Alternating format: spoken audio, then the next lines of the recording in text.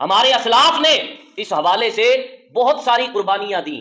پیر میر علی شاہ گولڈوی رحمت اللہ تعالی علیہ جب قادیانیوں کے دجال نے آپ کو چیلنج کیا تو آپ نے اس کا چیلنج قبول کیا. اس نے کہا کہ مینار پاکستان کے قریب بادشاہی مسجد میں آپ کا اور میرا مناظرہ ہوگا.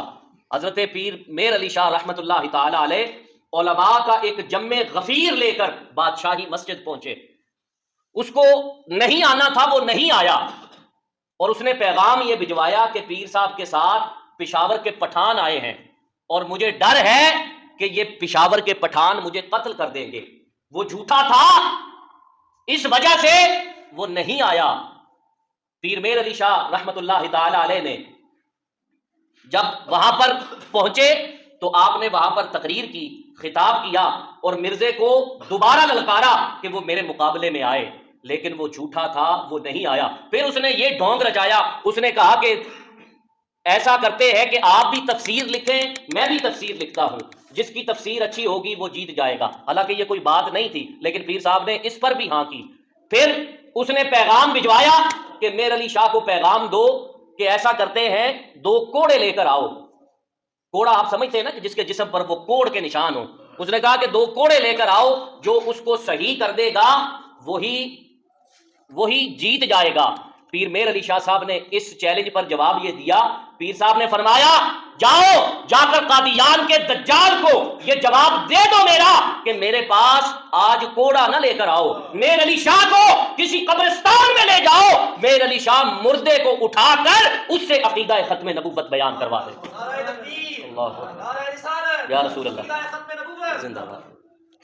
تو فرمایا میر علی شاہ کو کسی نے پوچھا پیر صاحب اتنا بڑا دعویٰ کر دیا کہ آپ نے کہا کہ مردے کو اٹھا کر آپ عقیدہ ختم نبوت بیان فرما دیں گے. فرمایا یہ دعویٰ میرا نہیں تھا، جب میں یہ کہہ رہا تھا میرے دائیں جانب حضور تاجدار کائنات صلی اللہ علیہ وآلہ وسلم موجود تھے اور حضور نے فرمایا تھا مہر علی اس دیوس سے ڈرنا نہیں ہے، تو آج جو کہے گا وہی ہو جائے گا، تو جو کہے گا وہی ہو جائے گا. حاضرین گرامی قدر، ہمارے اسلاف نے اس حوالے سے بڑی قربانیاں پیش کی.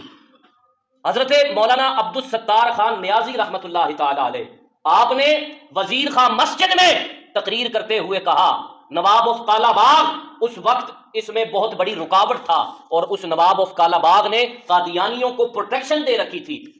حضرت مولانا عبدالستار خان نیازی رحمت اللہ تعالی علیہ نے وزیر خان مسجد میں تقریر کرتے ہوئے کہا کہ او نواب آف کالا باغ، تیری کالی کالی مونچھوں سے بے وفائی ہو سکتی ہے، حضور کی کالی کالی زلفوں سے بے وفائی نہیں ہو سکتی.